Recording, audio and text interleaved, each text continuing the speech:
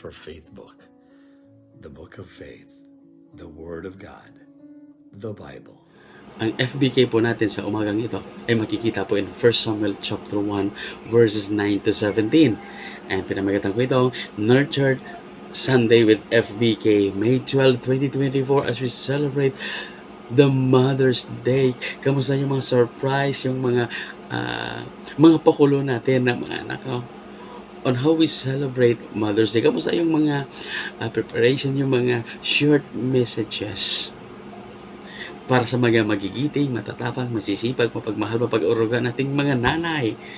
Kaya nga po sa umagang ito, it is an honor and privilege to share our FBK na makikita po in 1 Samuel, and it was record to the account of Hannah. So, si Hannah po, ay mother po ni Samuel. But doon si Samuel pa po, hindi pa po binigay ng Panginoon sa kay Hannah.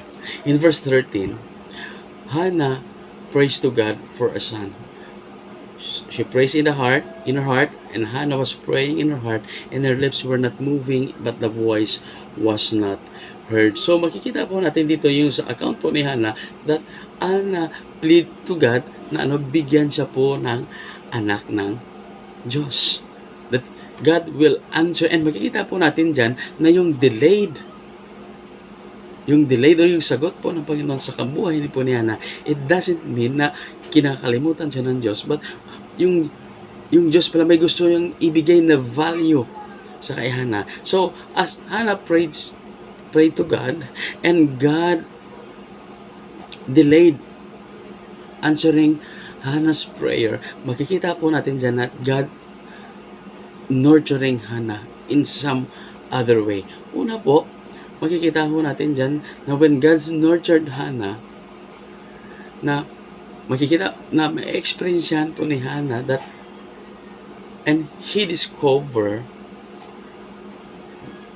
na yung gusto ng Panginoon na padating sa kanya, that she find comfort in prayer. And isa po yan sa mga katangian.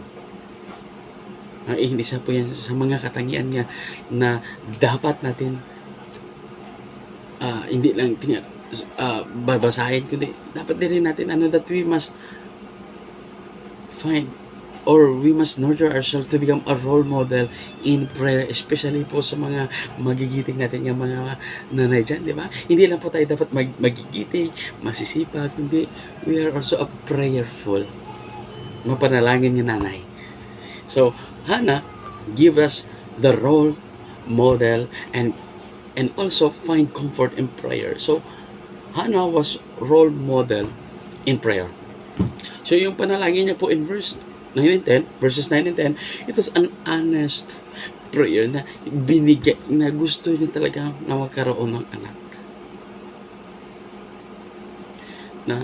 So possibly, na pag tayo po yung nagpipray sa Panginoon, it was an honest prayer na dapat maging totoo po tayo sa ating inihingi sa Panginoon. So that is why, sa buhay po ni Hannah, nagiging honest siya, and she stopped pretending to be someone na ganun. So pinapakita niya yung mga flaws niya, and that is why in 1 Peter 5:7, casting all your cares upon Him, for He careth for you. So it is kailangan talaga, pangalawa, an earnest prayer. As Hannah prayed for a son, she made a solemn vow to God that pag binigay po ng Panginoon, that she will serve the Lord for all the days of his life, na i-offer niya sa Panginoon for the work. So ito sa an earnest prayer. Pangatlo, an fervent prayer, as she kept on praying to the Lord. So ito sa fervent, ito yung panalangin talaga na may laman, na may kabigatan, may yung lagablab, hindi nawawala sa kabila ng mga delays na nangyayari. Ito, makita natin that Hannah was a woman in deep, heartfelt prayer. So that is why, isa pa sa mga katangian, ito sa an humble prayer. And dahil po sa delay na nangyayari sa buhay po ni Hannah, natutunan niya po na she gives us a role example of an honest prayer, earnest prayer, and a fervent prayer. Ano po yung nangyari sa buhay niya po? As God's delayed and inursort siya ng Panginoon. Ano nangyari? Na-develop po sa kanya that Hannah is changed by prayer. Katulad dito po ng mga nanay natin. Sila rin po yung mga nag-nurture sa atin. Kung ano kita ngayon, dahil po yan sa ating mga nanay. Kaya nga po, saludo po ako sa ating mga nanay. And ulit, Happy Mother's Day po sa lahat ng mga nanay.